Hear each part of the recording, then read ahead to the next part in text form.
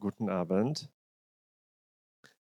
Ich freue mich sehr, dass einige Menschen sind gekommen und jetzt switche ich ins Englisch. Da heutige Veranstaltung findet in Englisch statt. Good evening. My name is Pavel. I'm from Linksnet Collective in Leipzig, and I'm very, very happy and honored to moderate today's evening with Maksym Butkevych. And I would like to thank the Rosa Luxemburg Stiftung for organizing today's evening and Central Werk for hosting us. I'm honored to be today here with Maksym Butkevych, an Ukrainian human rights activist, journalist, philosopher, anthropologist, and many others. Maksym studied in Taras Shevchenko National University in Kiev, philosophy, as I said, anthropology at the University of Sussex. He worked for the BBC in London and co-founded Hromadzkie Radio in the Ukraine. He is also associated with Amnesty International, Initiative No Borders, Zimna Human Rights Center.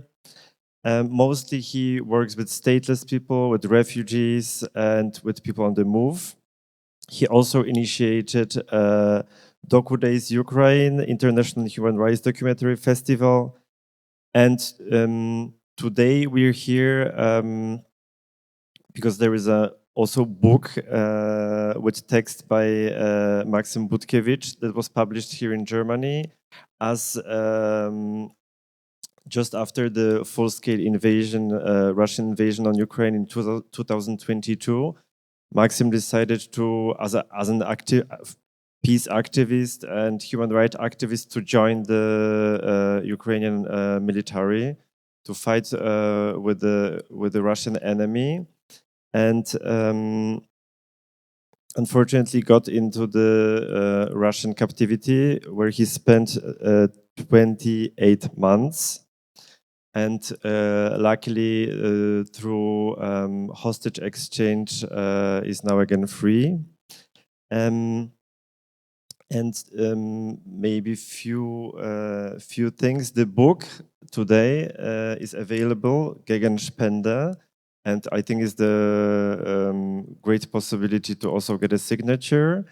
In the back, there are also T-shirts and gadgets connected to solidarity collectives, anti-authoritarian collective in Ukraine that supports civilians in the occupied in East Ukraine and also the military.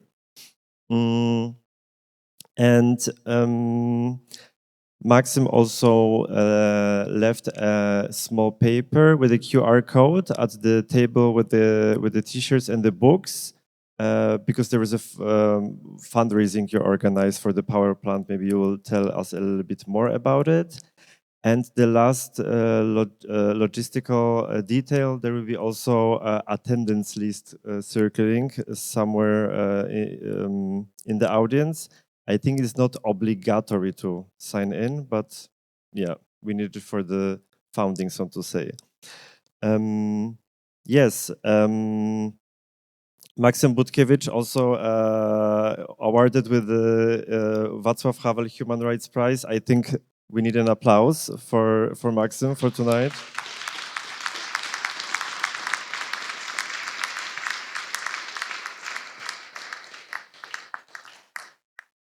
We will. I have few questions for Maksym, and then of course there will be time for the questions from the audience. There is a microphone here, and the event today is also recorded. So if you have a question after our discussion, please say it in the beginning that you don't want to be recorded. It will be cut out or not recorded. So yes, Maksym, I'm really happy that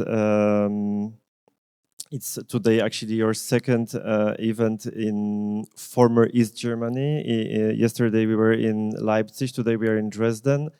As I said before, you are already 20 years active as a human rights activist. You work with migrants, with refugees. You studied philosophy, anthropology.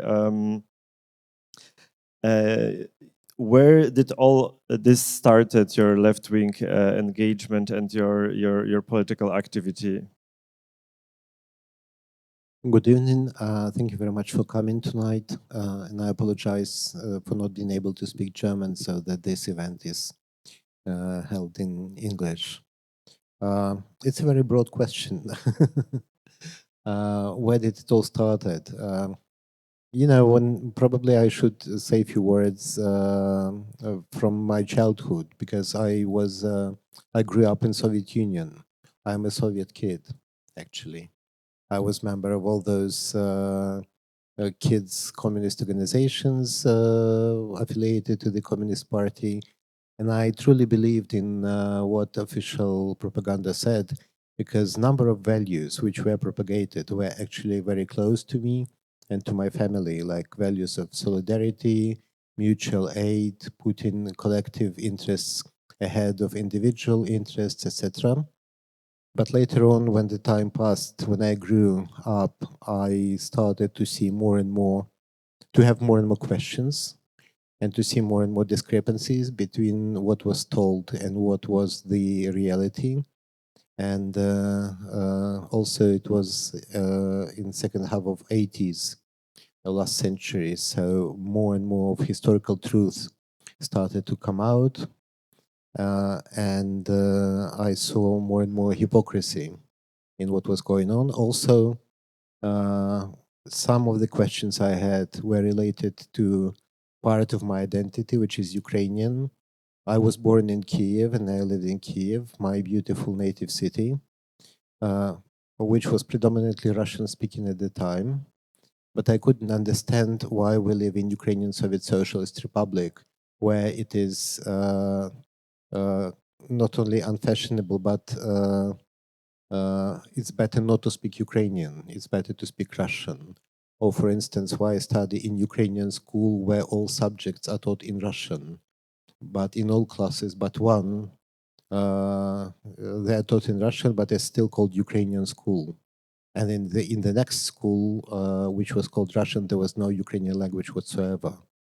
I realized that many things we are told are not really followed in real life. And then truths about history. I learned about parts of history of my family. For instance, about my great-grandfather, who was executed in 1938 during Stalin's Great Terror as the enemy of the people. Although he's done nothing wrong, of course, it was just that he was literate and he was critical of kolkhoz system, and it was enough to kill him. There were many other factors. At the end of the day, I joined as a kid movement for independence of Ukraine. And I think I was kid with ideas. It was time when a lot of kids had a lot of ideas.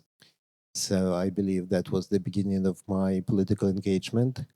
But fight for independence of Ukraine was part of a broader fight for freedom.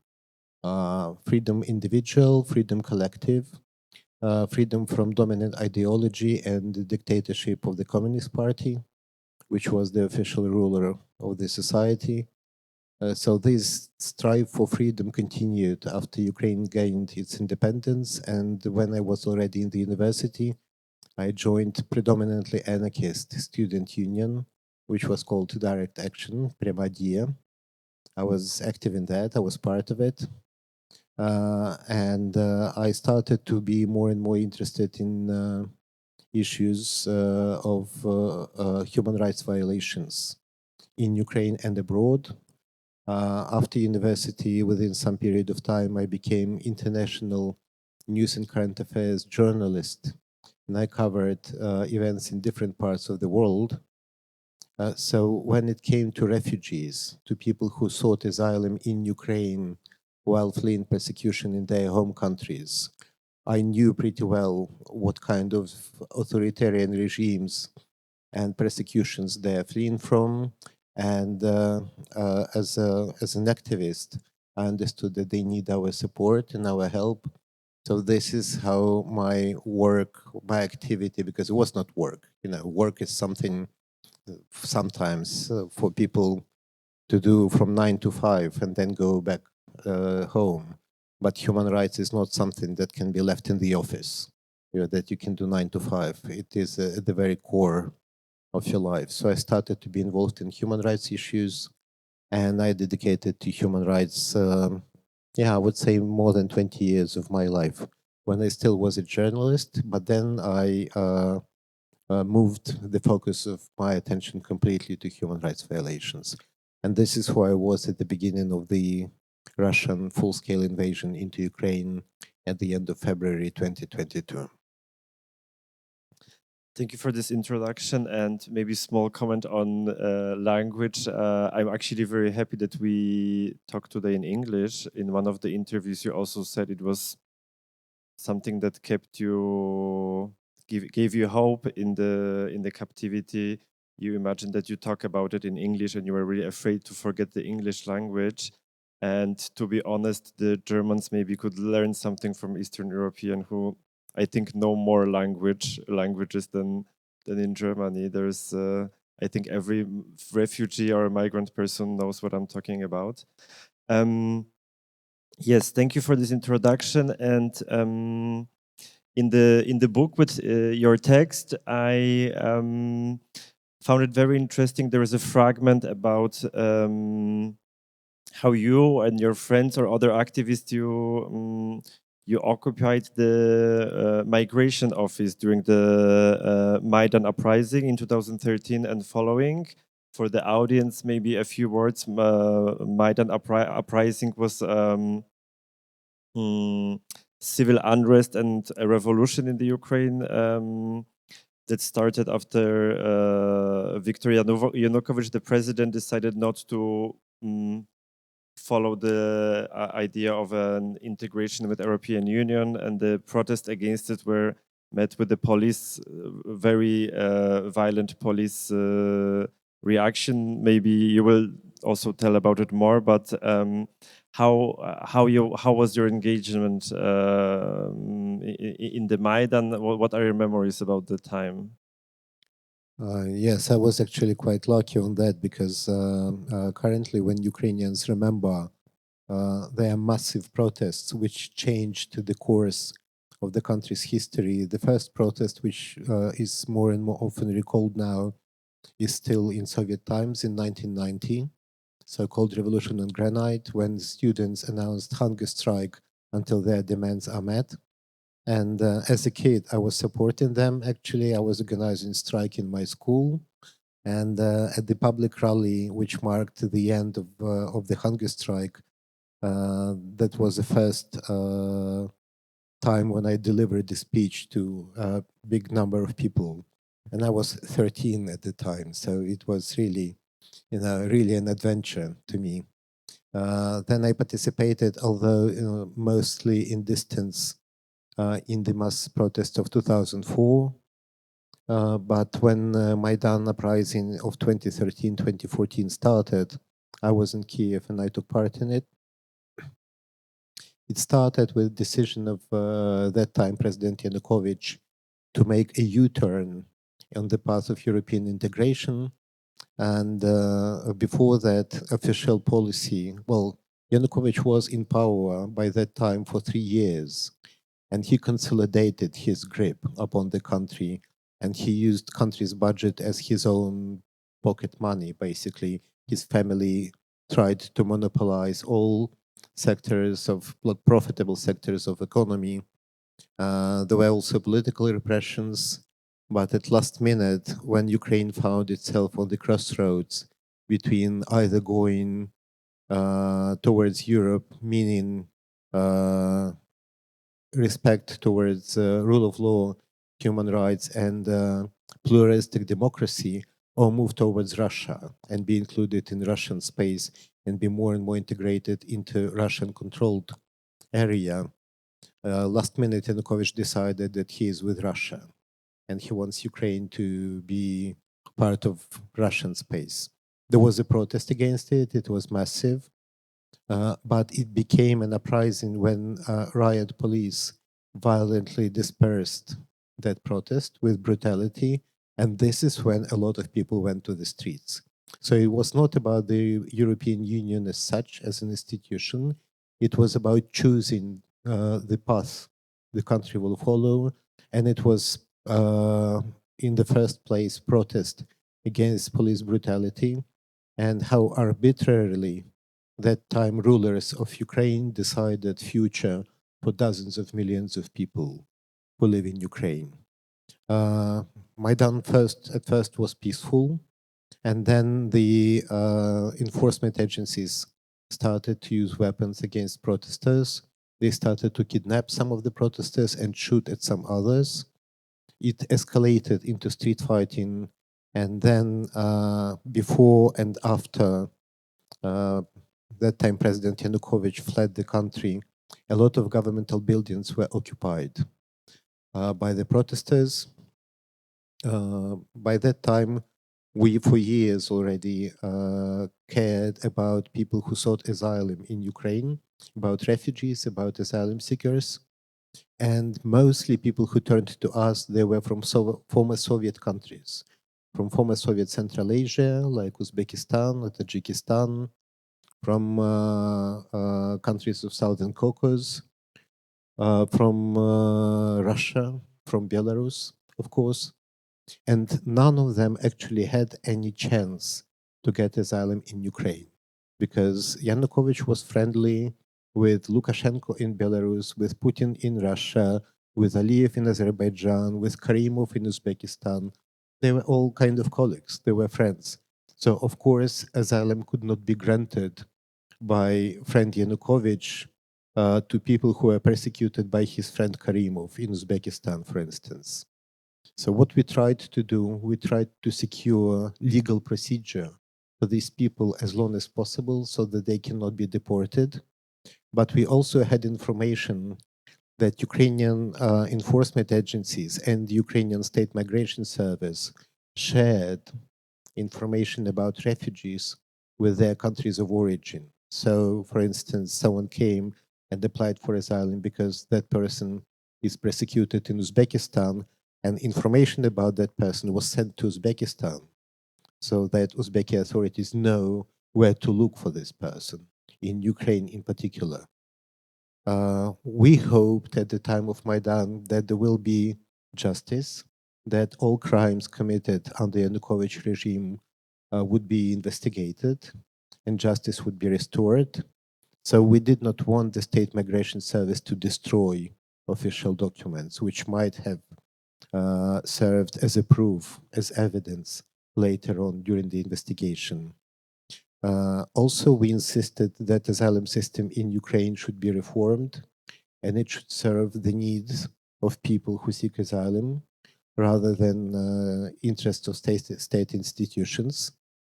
And there was another reason we didn't speak very much publicly about at the time.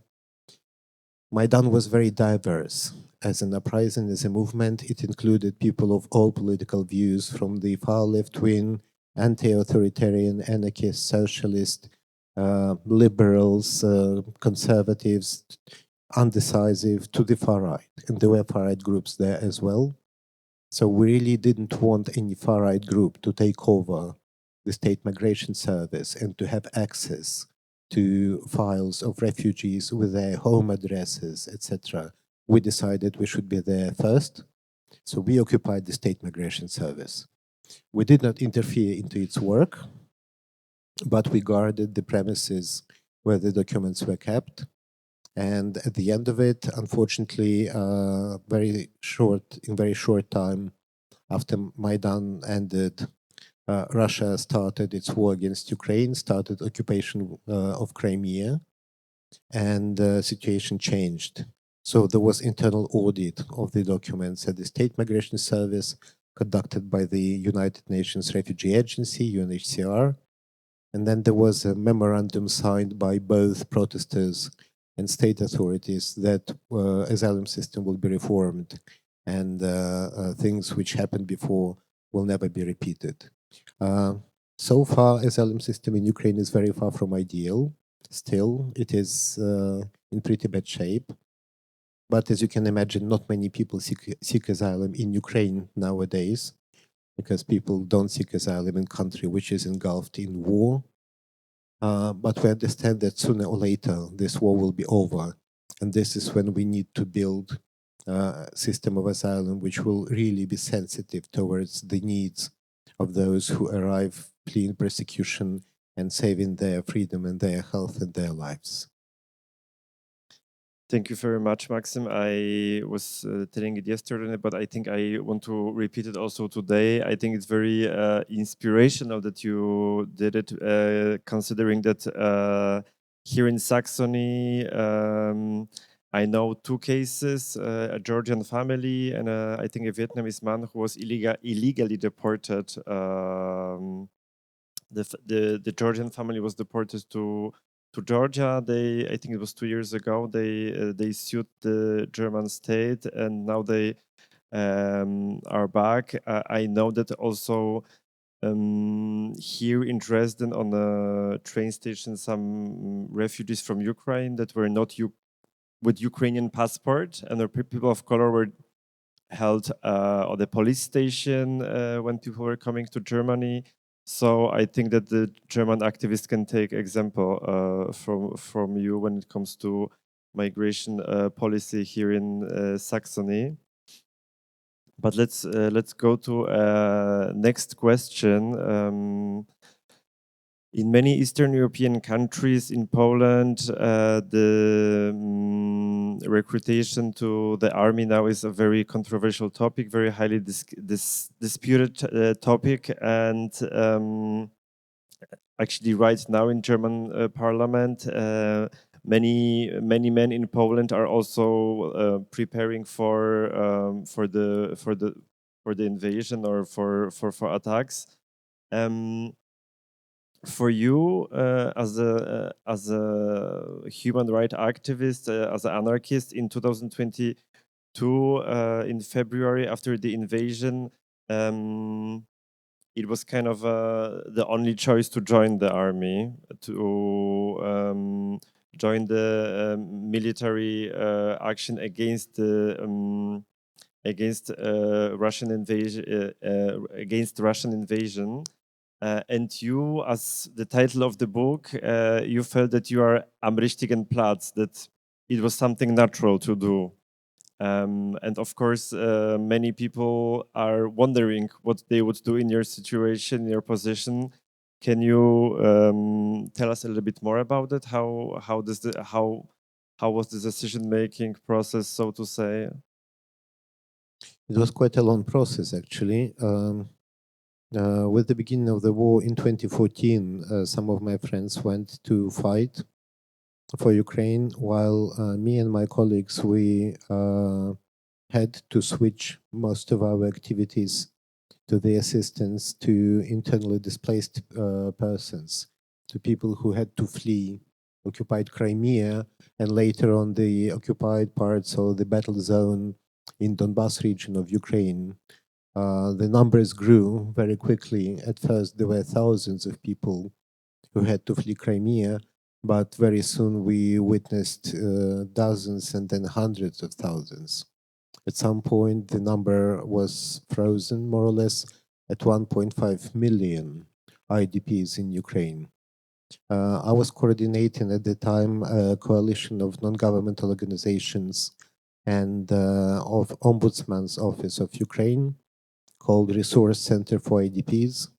But I understood very quickly, I think it was in autumn, winter of 2014, that I'm able to do my work. I am able to do what I can only because there are other people at the front line who defend me.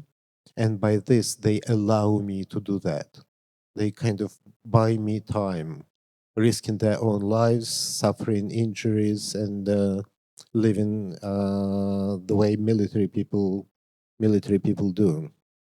So when the Russian full-scale invasion against Ukraine was launched on 24th of February of 2022, I thought that this time I should be among those who allow my colleagues in human rights movement to do their job by defending them.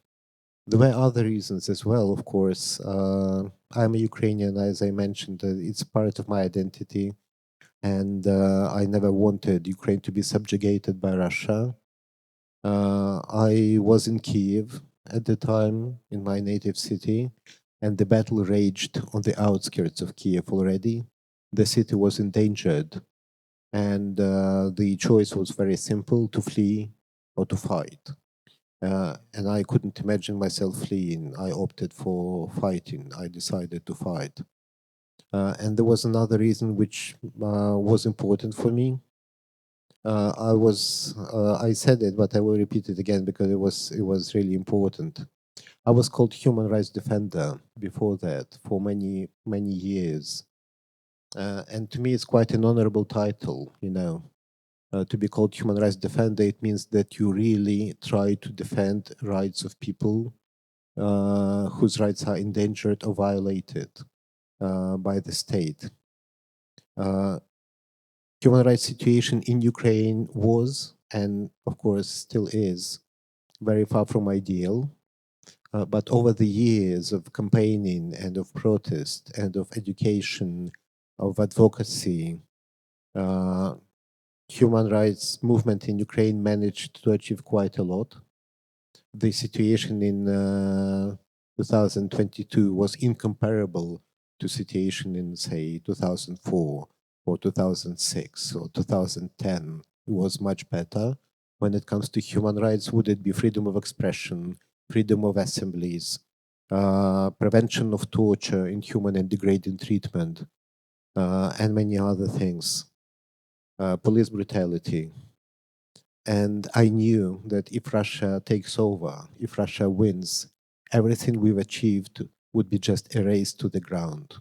Because in Russian controlled territories, what kind of freedom of expression, what kind of freedom of assemblies, it's all non-existent. I knew pretty well human rights situation in Russia.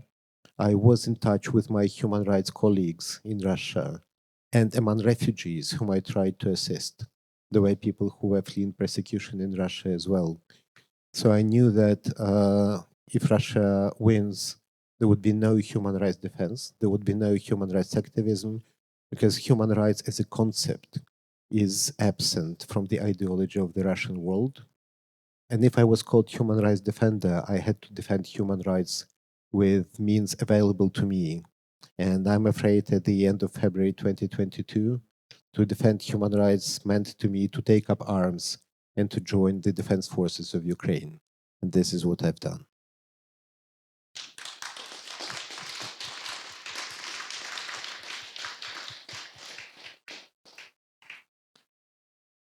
Thank you so much for your answer. The next question, as I already mentioned, in the captivity, you were afraid to forget English language. You even mentioned that you were afraid that you will forget Ukrainian language, which is a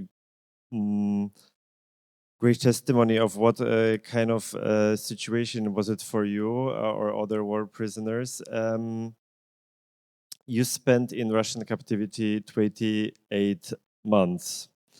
Can you share what memories you have from this time and what it was for you?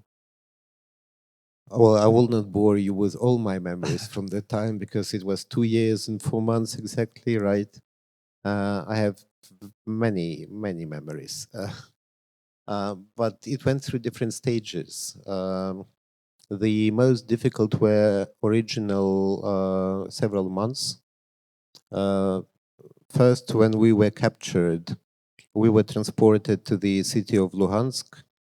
We didn't know where we are going, of course, where we are taken. On the second day on the road, we were visited by Russian military propagandists who made videos with us for propaganda purposes. And they took us one by one to the neighboring room and were talking there. I was the only officer among those captured. I was commander to most of those guys. And I didn't hide the fact that before I was a journalist and a human rights defender, they were intrigued. They didn't know what human rights defender is. They didn't understand it really. But journalists, they understood in their way, in Russian way. To them, it was propagandist. They really confused journalism and propaganda. But so they were interested in talking to me. They started with saying, never use the word war, because there is no war. There is special military operation, which is not war. Therefore, laws of war do not apply. Second, you think that you are prisoners of war, POWs, but you are not. Well, there is no war. And second, you just disappeared in the battle zone. And if you don't follow all the orders you are given, you might never appear again. And they offered me to go to the backyard and to look at the bodies of those who did not understand the point. So basically, they said that they executed Ukrainian prisoners of war who did not follow the orders. And they said, when you reach your destination point, you will be registered. And this is when Geneva Conventions and everything will apply to you. They were lying. Maybe they didn't know it, but they were lying because Geneva Conventions never started to apply to us. In the first several months, well, we didn't have anything. We were kept in prison in Luhansk, in the wing specifically designated for Ukrainian prisoners of war. We didn't have any hygienic items, just a brick of soap and a towel. We didn't have toilet paper, leaving aside toothbrush, toothpaste, all these, inventions of civilization. We didn't have anything to read, anything to write with or on. We didn't have shoes because Russian military took our shoes off because apparently Ukrainian military shoes are better than Russian ones, so they wanted to use them. We didn't have anything to cut our fingernails with. We had to scratch them against the wall. In the first couple of weeks, there were a lot of interrogations. Some of them were violent. And overall, there was an atmosphere of fear and violence created in that part of the prison. When prisoners of war were forced to do, for instance, excessive physical exercises, they took us to the corridor and ordered us to do a lot of sit-ups or push-ups until someone started to fall. And it was very hot summer of 2022. Later on, we had to learn by heart the anthem of the so-called Luhansk People's Republic. And even later, we had to learn Russian anthem by heart and to sing it when they ordered us to sing it. The food was scarce. We were fed 3 times a day, but the portions were really small and the food was really bad. So everyone lost quite a lot of weight. That was only time in my life when I was happy that I had excessive weight before. So I lost some weight and I was still fine, but some other guys actually were in quite poor condition. Since my release, I gained up weight, as you can see again. So now I'm coming back to my previous self in this regard. The feeling of hunger was constant. Later on, it started to change, but in less than 2 months' time, my captors decided it's not enough to keep me as prisoner of war, as a POW. And they decided to fabricate a criminal case against me and to sentence me as a war criminal. There was a forceful interrogation session which lasted for several hours, which when I was put in a stress position, I was bitten, kicked and punched, and they basically explained me what my options are. Either I sign a confession in war crimes I've never committed. And they convict me as a war criminal and exchange me in 2 months' time. Or I don't do that and they shoot me, framing it as if I tried to escape. Or maybe they will put me in a cell with inmates who cooperate with administration, and those inmates will be ordered to break me physically and mentally. And I would curse every day my decision not to cooperate. So that was a choice I was offered. In March of 2023, I was sentenced as a war criminal by the so-called Supreme Court of Luhansk People's Republic to 13 years of imprisonment. And within half a year's time, I was transported to the penal colony, to prison camp, also in occupied part of Ukraine, in Luhansk region, where I spent the rest of my sentence. Their situation was different because finally there was sunlight, there was some fresh air. As POWs, we were never taken out for walks. For instance, we had to spend all of our time in our cells, where the light was never switched off, but there was no sunlight. When I was sentenced, I was transferred to the other part of the prison where those accused of criminal offenses were held. And their regime was much lighter. They were treated much better than Ukrainian prisoners. Food was better, they had books, they could go out for walks, they had TV.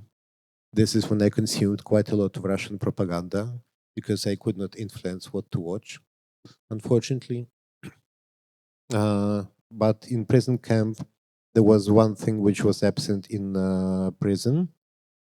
In penal colony, there was one thing which was forced labor. We were forced to work on sometimes quite difficult jobs physically. And this was a place from which I was released in October last year. At the end of my captivity, in last several months, something changed. We were told that we are not prisoners of war anymore, that we are convicted by the court, so we are just regular convicts. But as regular convicts, we could send and receive letters. So I started to write letters to my friends in Russia and in other countries and receive letters. In total, I sent and received several hundreds of letters. It was incredible. There were so many people who were writing to me. And I tried to respond to every single letter. Some of these letters, of my letters, 3 of them, I believe, or 4 of them, are included in this book. And I could read books, finally. So it changed a lot. But yeah, this is what situation was like at different stages of my captivity. In your book, you also write about from your previous years, maybe from your youth, of your reading of Shalamov, for example.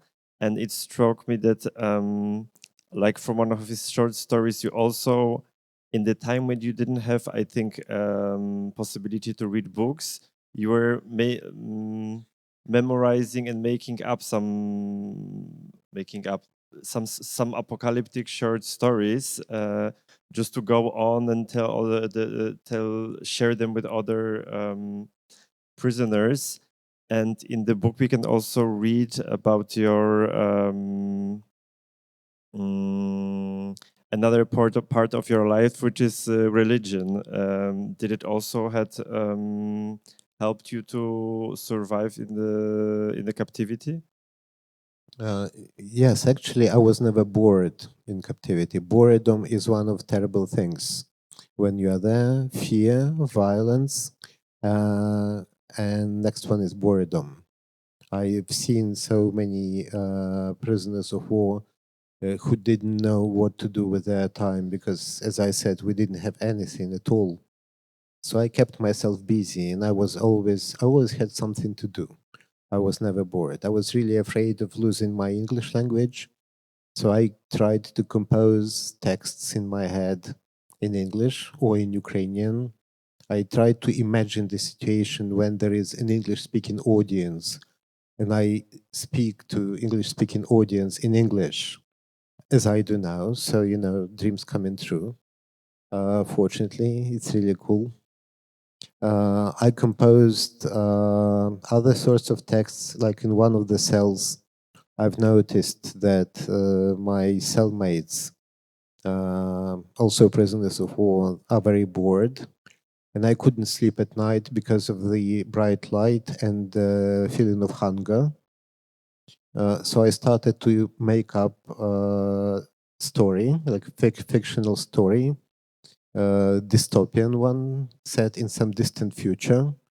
But it was political satire. It was about certain empire which has a special operation to end all special operations forever.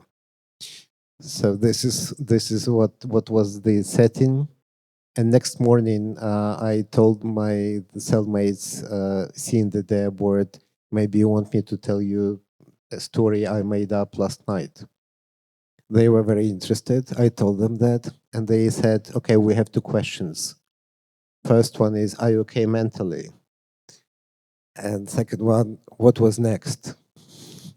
So they basically stimulated me to continue to make up stories, and I had the whole cycle of short dystopian satirical stories or philosophical ones. In another cell, we studied English, actually. I never taught any language to anyone before, but there, without any texts or without pen, without paper, we invented our own methods to learn English. And actually, my best student made quite significant progress over time. It was very, very cool. It was great. And there were some religious practices. Yes, they helped me. I know for many people it is maybe strange to hear that someone with beliefs which can be described as anti-authoritarian or anarchist can be a believer. But here I am. I am a believer. I mentioned already that I was a Soviet kid, and my grandmother, she used to be a lecturer, state-appointed lecturer of scientific atheism. She lectured people why religion is bad and why faith is nonsense. And thanks to her, actually, I knew certain facts about Christianity, not only Christianity, different religions. So I became interested and I decided to learn about it myself, not through her eyes. And when I started to learn more about it, I ended up being a believer, to her shock, of course. And this helped. It helped in captivity, not in a way that I felt that I will be protected. No, it was not about that, but it was about how to endure all the trials which happened to be in my way. So basically, it had much more about living through this part of my path of my life with dignity and always having hope. I think it was a lot about hope and about also understanding that no matter what the outcome would be, I should live through it with a certain degree of honor and dignity. Yes. Thank you so much. Maybe also some audience will have some questions about the captivity. I would like to now switch maybe a little bit to the present day and talk about politics, so to say. As you probably know, the global left or German left or global left is not. There is a discussion about solidarity with Ukraine. We are at the event organized by Rosa Luxemburg Stiftung, and Die Linke, for example, does not have the best opinions in the Ukrainian society. I know it also from the Ukrainian refugees who live in Saxony. What do you think when you read about German or global voices mm, about you saying that I don't know, Putin or Russia has an anti-colonial goals, etc. What do you feel when you hear those discussions as a person that actually is has experience of this invasion? Well, it is also a broad question because to me, when I've heard and when I read certain opinions from some part of international left when it comes to Ukraine, there were several arguments which struck me. And to me, there was quite a lot of disappointment, actually, to be honest. In the first place, there are theoretical ones and practical ones. Theoretical ones are, for instance, NATO is to blame, or Americans support Ukraine, which means that Russia wages anti-imperialist politics. And practical ones are, we are for peace and we don't want to give weapons to Ukraine, because to give weapons is to fuel war. Or, for instance, why Ukrainians don't give up their territories and receive peace in exchange. So these are separate tracks. I will now respond to the former, but I will be happy to talk about the latter as well. Some people on the international left, including those who mattered a lot to me, I was surprised to hear that they speak about anti-imperialism, for instance, in a fashion which demonstrates that they mean only American imperialism. To me, to be anti-imperialist is to be against all empires. As my T-shirt says, maybe it's not visible, the empire will fall. It doesn't say which empire. Any empire will fall sooner or later. But to me, it is really strange how people can be anti-imperialist supporting Russian imperialism. Because what we're dealing with in Ukraine is war against Russian imperialism. And Russia does not even try to hide its aspirations to be an empire. It wants to be an empire. It holds dear memories about times when it was an empire. It glorifies Russian Empire. It glorifies Soviet Union as an empire of sorts. And now it wants to be back as an imperial force. And historically, there was never Russian Empire without Ukraine being part of it. So if they want to be an empire, they have to take over Ukraine. They really do. But Ukrainians, for some reason, don't want to be part of empire, not anymore. We hold anti-imperialist struggle. And here we have people who call themselves anti-imperialists. They come around and they say, well, we're not supporting Ukraine. Maybe these people should decide, are they really anti-imperialist or they're just anti-Americans? Nowadays, it's even more complicated with the current position of the United States of America, because currently it's not really clear whom President Trump and his administration really supports. So it gets complicated. Next thing, which was surprising to me, was vocabulary. Or let's put it this way, a framework. I'll explain what I mean. When some people on the international left say it is NATO to blame for this war because NATO came too close to Russian borders, and Russia had legitimate concerns about NATO being close to its borders.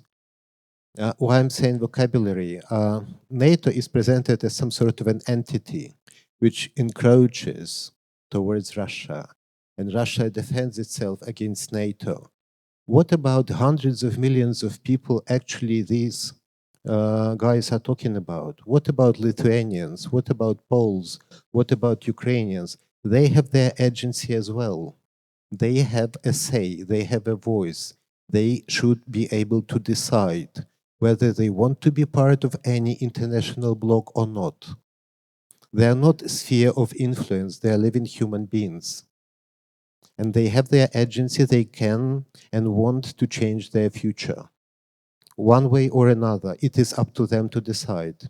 And here we have people who say, power to the people, and then they start to speak language of empire, that the world is divided into the spheres of influence, and Russia has a sphere of near abroad, sphere of influence, and Americans have their sphere of influence, which blatantly ignores real desire, real wish of dozens and hundreds of millions of people.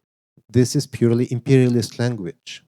And I am not surprised when I meet this language on the right, but I'm genuinely surprised when I meet this language on the left, really. So to me, it was big disappointment, of course, when I met this. And when it comes to practical, I don't know if I should switch to it straight away, like to this arms to Ukraine thing. Yeah, for definitely, I think it's very controversial, and we need your position on this, as you were, so to say, vor Ort, as you say in Germany. You were at the front, so it is definitely. Yeah, because this question I'm asked quite a lot, actually. What do I think about what those who are for peace say that arms should not be delivered to Ukraine? And what I usually respond, and this is honest, in the first place, I'm happy that they're able to say this, because it means that they live in relatively, at least, free society where people can express their opinion. Because in Russia, people cannot say, let's stop arms delivery to Russian army. They will be put in jail. It is a criminal offense to say things like this in Russia-controlled territories. But people in countries of Europe can still say this. So they are free to express their discontent, their dissent, and it is great. But what I would really call here for is intellectual honesty. Because when we see the current situation, when Russia wages its aggressive and genocidal war against Ukraine, to call for a stop of arms delivery to Ukraine means basically is to wish Ukraine defeat. It means occupation. Occupation is not peace. Occupation is continuation of war. Occupation is repression of hundreds of thousands or maybe millions of people, some of whom, as we see already from what's going on the occupied territories, would be killed. Many more would be tortured, imprisoned, sent to Siberia. And it's not overestimation. Some people with whom I served my time in the penal colony, civilians from the occupied territories, they were sent to Siberia, to Omsk and to Chelyabinsk. So it is basically wishing Ukraine being destroyed as independent entity, genocide in different forms be performed, and war to continue in the form of occupation. This is what people who propose to stop arms delivery to Ukraine really call for. So I would just suggest that they say, in this current war, we are with Russia. We want Russian army to defeat Ukrainian army, to occupy Ukraine, and to wage its genocide. This is what we really propose. And here we can have intellectually honest, real discussion. Because when people say we are for peace, and this is why we want aggressor to win, what does it have to do with peace?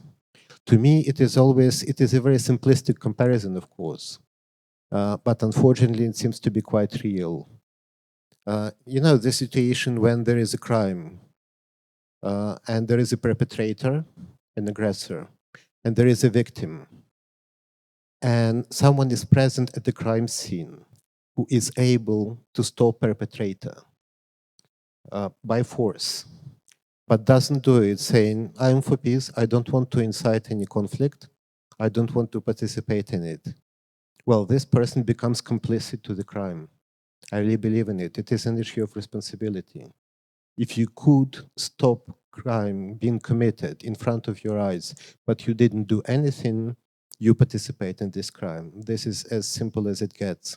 And what Russia does in Ukraine is a crime of gigantic proportions. It is huge. And people who say, we don't want to interfere, they become complicit to this crime. Leaving aside one more thing, probably. I watched, as I mentioned before, a lot of Russian propaganda shows.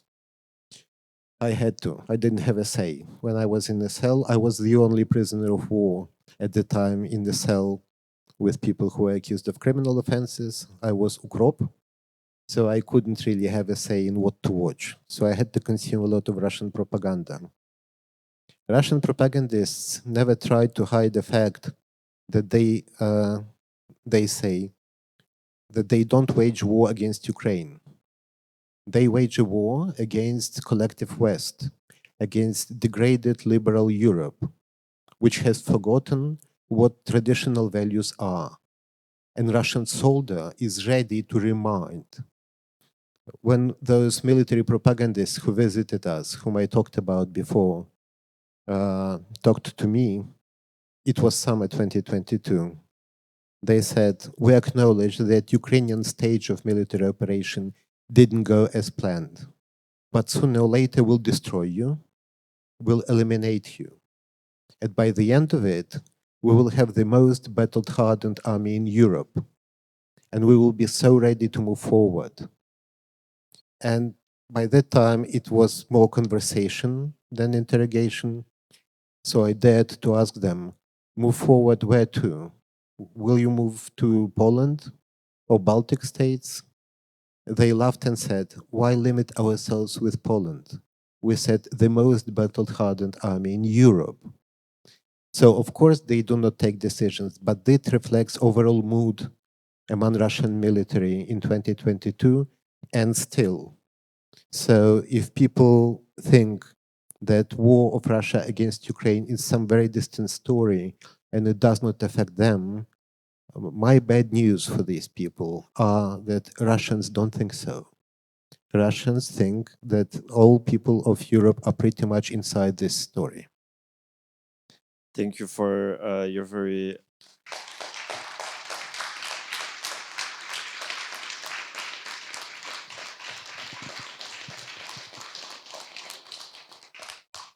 Thank you again. On one of the events that we organized with Linksnet with some activists from Kiev, we were also talking about the fact that in Germany there is discussion to send the weapon, not to send humanitarian help or not.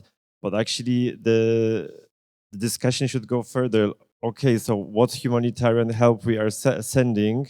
The Solidarity Collective is, for example, building drones, and this is humanitarian equipment because it's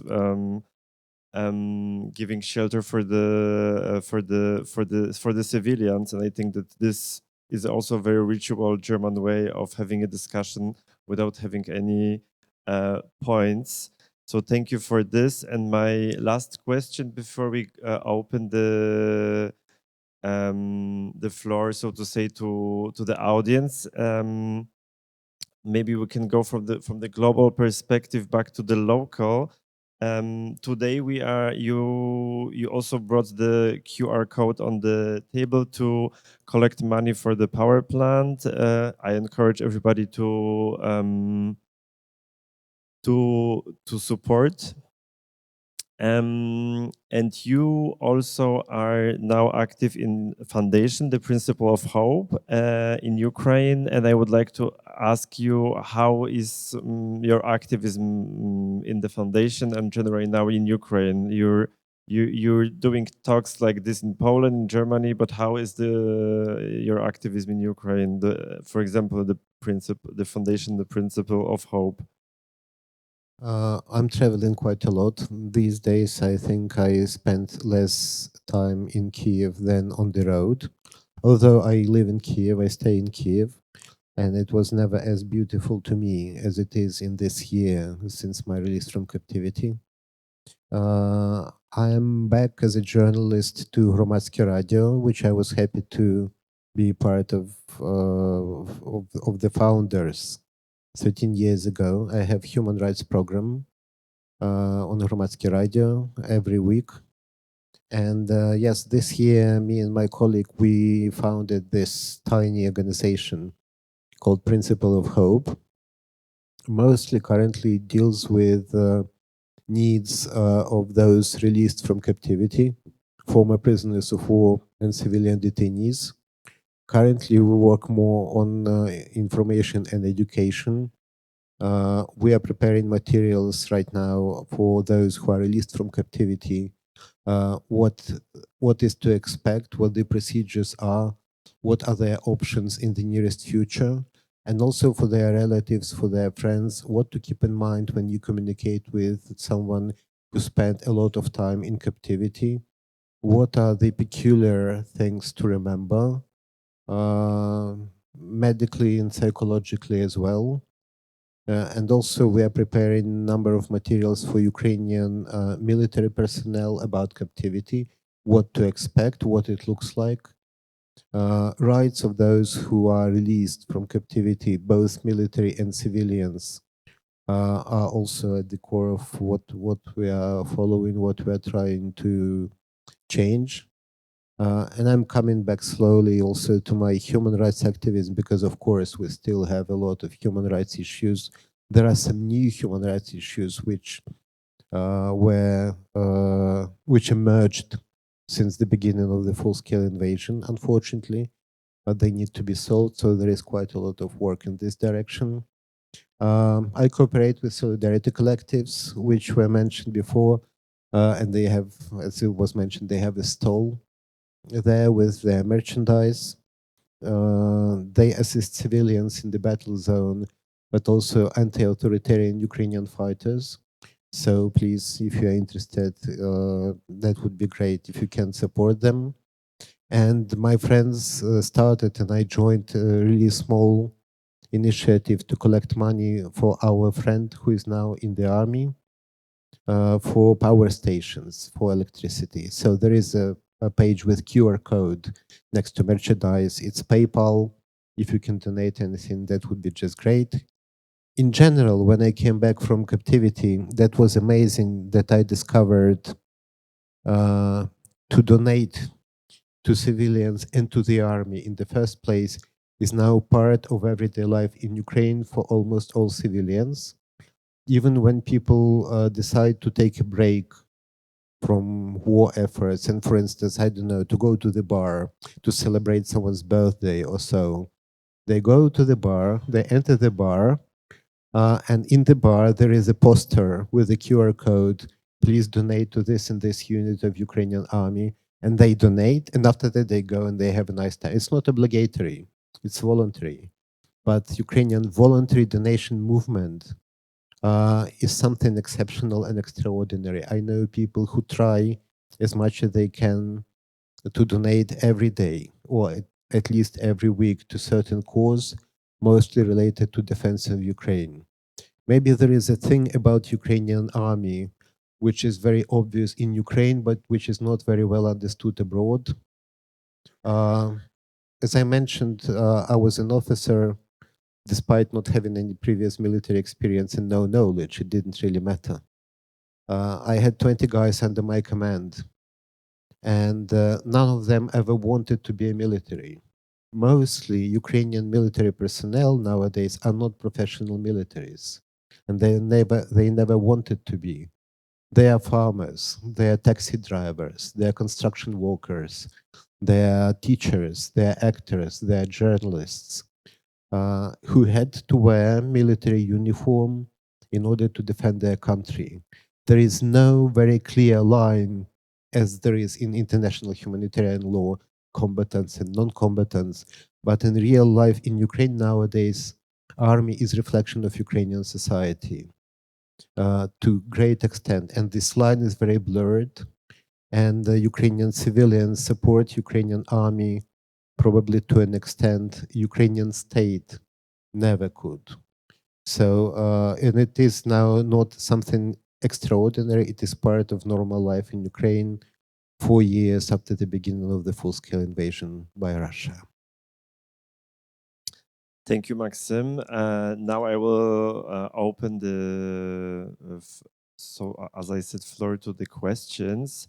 As we said, there is a freedom of speech in Germany, of course, but please be respectful, and because maybe more persons have questions, and you can come to the microphone here in front and ask the questions, maybe without long political statements, but we invite you to to do so.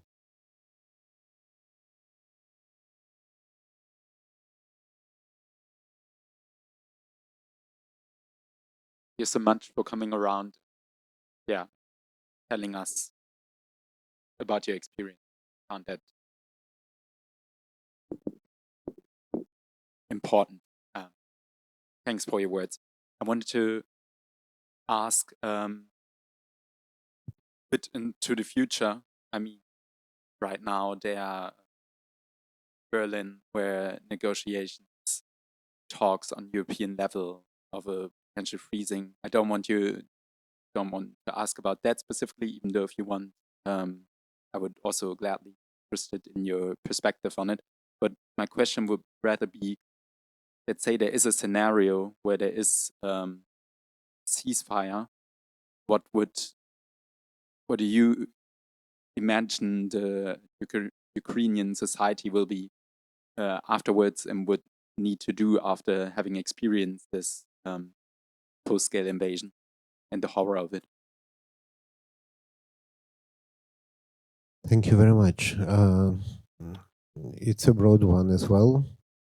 Well, in the first place, when we talk about ceasefire or peace negotiations or peace deal of any sorts, peace agreement, most of my colleagues and friends, I would say me including, are hopeful but quite skeptical about the current negotiations. In the first place, because what Ukraine is really interested in, it's not even an issue of territorial integrity. It is an issue of guarantees of security. If there is a ceasefire or there is any peace agreement, what really has to be done so that it is not turned by Russia into just a pause in aggressive war, which Russia would use to regroup, rearm, and relaunch its attack against Ukraine. So real security guarantees are needed, and they should not be another Budapest Memorandum or Minsk agreements or something. They should be something very practical, very technical, very tangible. What happens if? If there are no security guarantees, there would be no peace. Any peace would be just a pause in ongoing war, and this is the most difficult thing so far. When it comes to territories, of course, Ukraine would not recognize the occupation of the territories. And it's not only, again, about territorial integrity. It's not that much about the land. It's about people who live there, because there are still hundreds of thousands, or probably still millions of people, of our compatriots, Ukrainian citizens, who live in occupied territories and who de facto are hostages of Russia. We don't really have a right to say, okay, we're giving you as slaves together with the land to the occupiers. It's not possible, neither judicially, according to Ukrainian constitution, legally, nor morally. No one would be able to make this decision. What is probably more important, that Russia doesn't need more territories. It doesn't need these several regions. As we say sometimes, Russia doesn't need more territory. It doesn't know what to do with its own territory. It's too big. You know, one of the most popular slogans nowadays in Ukraine, make Russia small again. Because really, Russian aim in this war is not to get more territory. Russian aim is to destroy Ukraine, to eliminate Ukraine at least as an independent entity, as a minimum to install pro-Russian government there, and as maximum to include Ukraine as part of Russia in its borders. So this is why also the question of security guarantees is the most essential. And then, as long as if there is a ceasefire or if there is a peace agreement, we still will have to walk very fine line, very difficult line between two choices. On one hand, having such a neighbor as Russia, with worldview and ideology of Russian world, where the state is everything and human being is nothing, where Russia is an empire in making and will always be in this ideology. It is the opposite to Ukrainian worldview, where human being is number one, and where human dignity is to be respected and human rights to be observed. So on one hand, we should preserve the democratic nature of our country to make it even more democratic, actually, because war inadvertently leads to centralization of power. It always happens. So we should decentralize it again after the war is over. And we should continue with democratic reforms. We should continue with Ukrainian society being more open, more tolerant. It is already, on many counts, much less discriminatory as it was, I should say, according to number of surveys and researchers. So we should preserve this system which puts human being at the cornerstone. If we fail, if we don't do that, if in order to defend ourselves from Russia, we will be tempted to turn into another little Russia, centralized authoritarian state, then why wage a war? Why resist? But we are not Russia, so we should stay democratic. And we should actually widen the scope of democratic space. On the other hand, given the nature of the current Russian regime, we should always be ready for an attack. So we should be on alert, and the country, unfortunately, will stay to a big extent militarized. And these two goals seem to be hardly compatible. To be democratic and open, and to be some sort of a military camp. It is very difficult to combine the two. So there is this very fine line we should walk, because if we are not ready for another attack, we are just another democratic state, but we are too weak, Russia will attack sooner or later and will be destroyed. If we don't preserve democratic nature, we just militarized, centralized camp, we are another Russia. Then it doesn't make sense.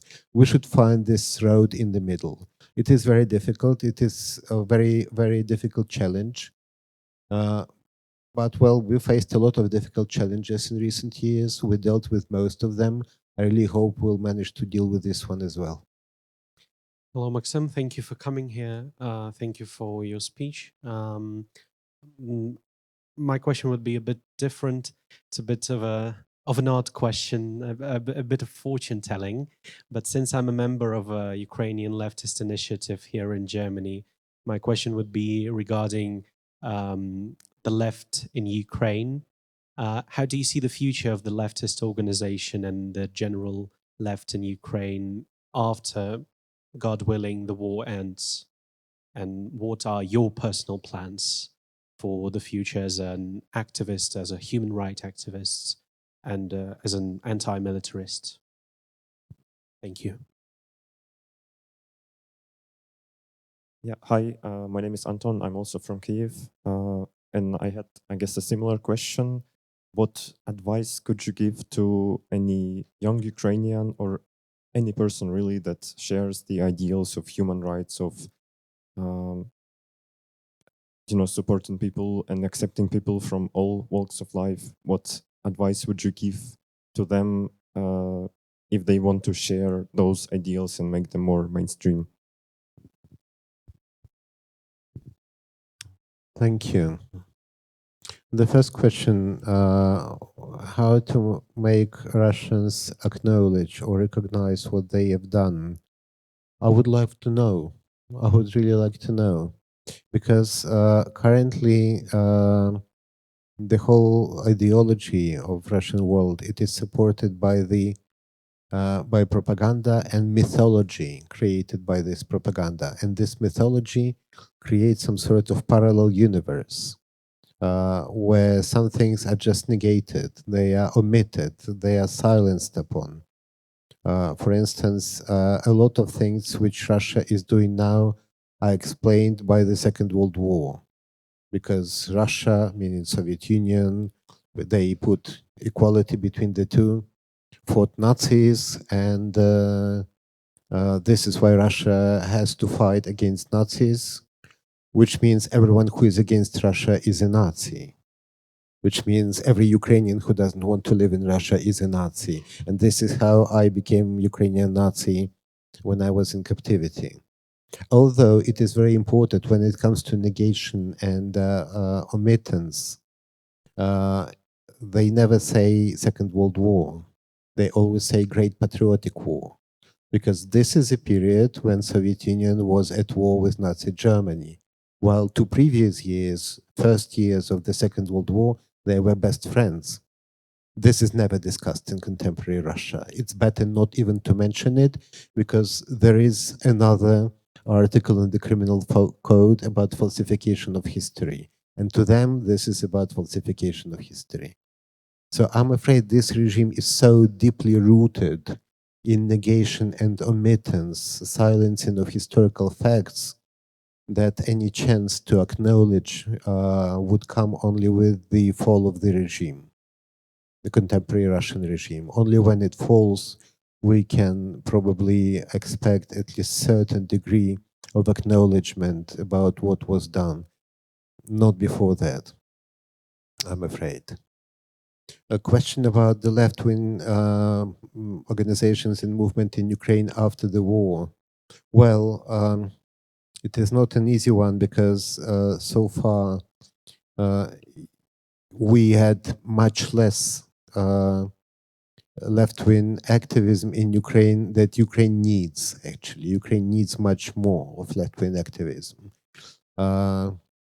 Of course, left-wing ideas were tainted by the legacy of Soviet Union, which presented itself this way. So this is why so many people are skeptical about it. At the same time, huge social injustice and inequality which exists in Ukraine, needs for social rights to be defended is huge. It's great. So there is a need of activism of this sorts. I think that after the war, there will be much more need of defending social rights than before. For instance, there are so many people who unfortunately have lost everything due to Russian aggression against Ukraine. We have millions of internally displaced persons now, and millions more who had to leave the country. Some of these people have lost everything on the occupied territories or in cities and towns which were shelled by Russian artillery. They don't have anything. They have to start their life anew from the scratch. And they are not able to do that without external support. At the same time, in receiving communities, there are also people who are disenfranchised, who are in vulnerable situation. So to assist internally displaced persons, not assisting those in need in those communities, is a receipt for disaster. It is a receipt for social strife and social conflict. In Ukrainian constitution, it is still written that Ukraine is a social state, a state with social rights being observed. Now it is more, to an extent, more of a slogan, but it should be put in reality, because just there is no other way. Otherwise, we will be drawn into a huge number of social conflicts between those who came and those who stayed, between IDPs and locals, between those who have something and those who don't, between those whose lives were destroyed by the war and those who somehow managed to preserve what they had.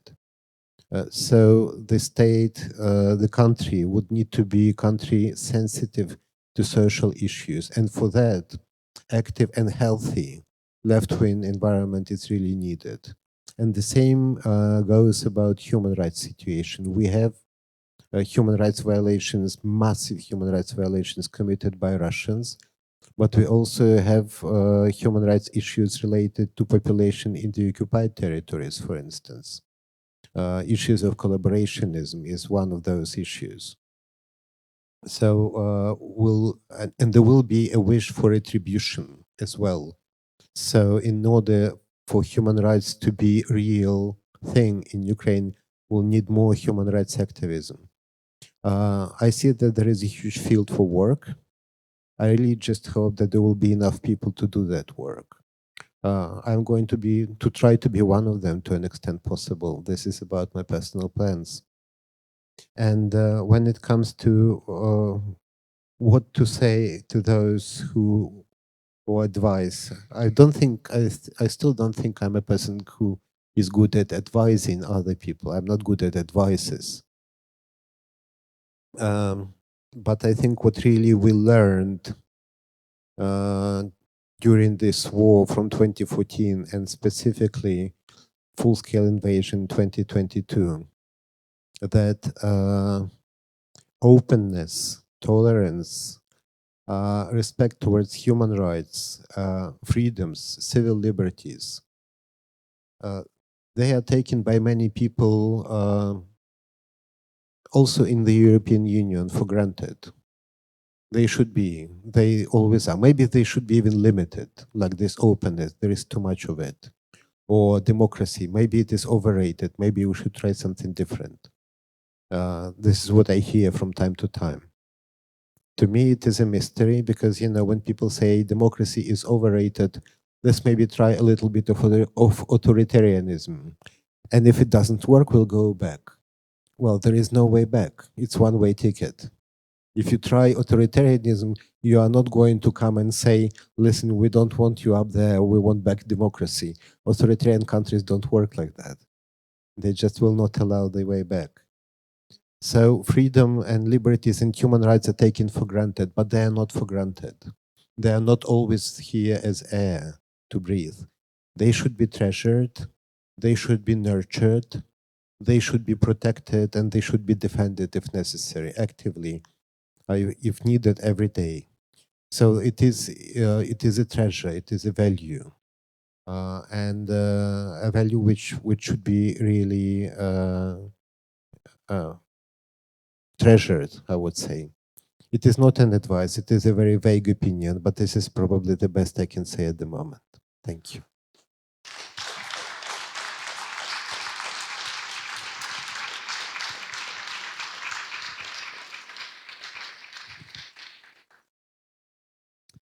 Thank you, Maksym. Thank you, Zentralwerk. Thank you, Rosa Luxemburg Stiftung, for this talk. We will still have some time right now. I remind you that Maksym's book is here, gegen Spende, so to say, and Solidarity Collective's T-shirts, books, and the QR code for the power station. If you have only cash, which is the case in Germany, approach us. Eastern Europeans have technology. Thank you very much. Thank you for coming. And in Ukraine, in Kiev specifically, nowadays people don't wish each other a good night. They wish each other, due to air raid alerts, they wish each other quiet night. Quiet night. So have a good and quiet night. Thank you very much. Дякую, Maksym. Дякую.